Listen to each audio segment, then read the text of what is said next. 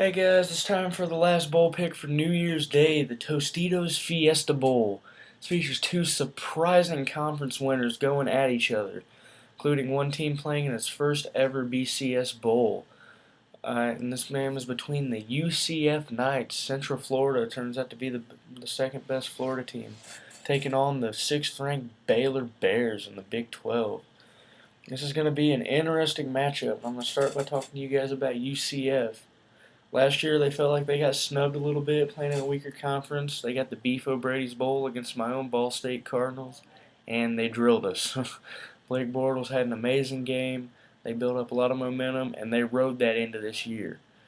They started off the year with three straight wins, a 38-7 victory over Akron, 38-0 over FIU, and a 34-31 surprise at Penn State that kind of solidified themselves as a solid team. They followed that up playing South Carolina at home. They were 12th in the nation. It was a chance to really prove themselves. And unfortunately for them, despite Bortles having a pretty good game, they lost 28-25. But I still thought they proved themselves to be a legitimate contender in Division I football in that game. Came down to the end. It was close. And South Carolina just had a couple more plays. I think that experience helped them throughout the rest of the year because they won their entire American slate. They beat Memphis 24-17, and in the surprise of the year for them, they ended Teddy Bridgewater's Heisman hopes and Louisville's national title hopes by winning at Louisville 38-35. This gave them a clear path to the title for the American, and they took it. They beat UConn handily, survived Houston 19-14, won 39-36 at Temple, 41-17 against Rutgers, 23-20 over South Florida, and 17-13 at SMU to round out their year and end 11-1, 8-0 with the Americans' inaugural conference championship going to the UCF Knights. They were led through all this by Blake Bortles, perhaps the most underappreciated quarterback in Division I football. 280 yards passing, 26th in the nation against a couple of strong defenses. Penn State, South Carolina, Louisville. Great teams. They ran for only 152 a game, 78th in the nation. They were led by Johnson, who had 1,015 yards and 11 touchdowns. Not bad, but they're going to lean on Bortles' throwing arm more than anything else. He scored 33 points a game, 39th in the nation, while only giving up 19.6, which was 12th, which is amazing, and it's going to be tested. Um, this team is great defensively, and they really limit opponents, but their games were closer than I expected, especially late in the year. South Florida and SMU being won by a combined 7 points. These are games that they should have won handily if they were this good. They still went undefeated in conference play, so you can't knock them, but it makes you wonder about them, really. Their defense is going to be up for a huge test, though, as they're taking on the Baylor Bears, the #1 offense in college football. These guys were unbelievable. They had a quicker pace than Oregon, although it turned out to be slower than Texas Tech's. And they rode it to unbelievable point totals. They scored 69, 70, 70, and 73 in their first 4 games.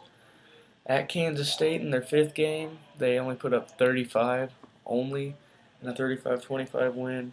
They thwomped Iowa State 71-7. They beat Kansas 59-14. They surprised Oklahoma, who was 10th in the nation, 41-12.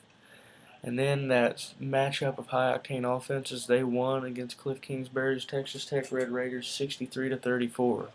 By this point, Baylor was in the national title hunt. They were in the top 5. Bryce Petty was a Heisman candidate, and rightfully so. He actually ended the year with 3,844 yards and 30 touchdowns. C-Strunk was a candidate for a lot of awards with 1,060 yards on the year and 11 touchdowns, and also Linwood had another 862 yards and 8 touchdowns. These guys were unbelievably quick. They scored super fast. They looked like they were going to go undefeated. That was when they went to Oklahoma State. The 10th ranked Cowboys flatlined Baylor's whole national title hopeful season. They beat them 49-17, one of the most shocking games of the year. And it took Baylor really out of just about everything. Um, they just didn't have a chance to do much after that, but they still were able to ride 2 wins over TCU 41-38 and Texas 30-10 into a BCS bowl game. They weren't able to win the conference championship, but this is a nice second for them. And they're going to be in this game and have a chance to run away with it just because of that offense. Fifth in the nation passing, 359 yards a game. 12th running, 265. They scored 53.3 points per game. First in the nation. Unbelievable. And their defense actually only gave up 21.2 points a game, which is top 20. This is a team that's tough. Their defense is going to have to show up, because Blake Bortles and UCF are going to play outstandingly. But going into this, it's going to be hard to see UCF stopping Baylor's offense. They haven't played any teams like that all year. They never played fast, high-octane offenses, and I think that's going to be a struggle for them. I think they'll figure it out as the game goes on, but I think Baylor's going to score probably a lot on their first 2 or 3 drives. I think that's going to be the difference in this game. I think Baylor's going to run away with it early and survive late. And I think the 16.5 point spread is rough for UCF, but I don't know, 624 yards a game for Baylor.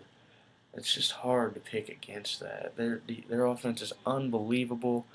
UCF's not the most physical team, although they showed they can play physical with that South Carolina game. I think Baylor takes this game. I think the score is going to be something around 45-31. The Baylor Bears finishing the year off strong with a Fiesta Bowl win. Bryce Petty leading that team, probably around 300 or 400 yards passing, and I'll say 3 touchdowns. Either way, good luck to both teams. Amazing year for both of them. Congrats to UCF on their first BCS Bowl game, and good luck to both of them as they play a tough, tough game. Enjoy, guys. Happy New Year's.